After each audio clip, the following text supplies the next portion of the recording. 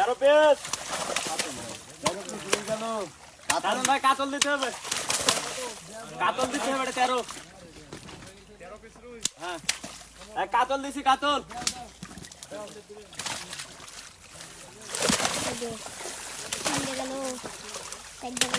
কাতাল করে দেরো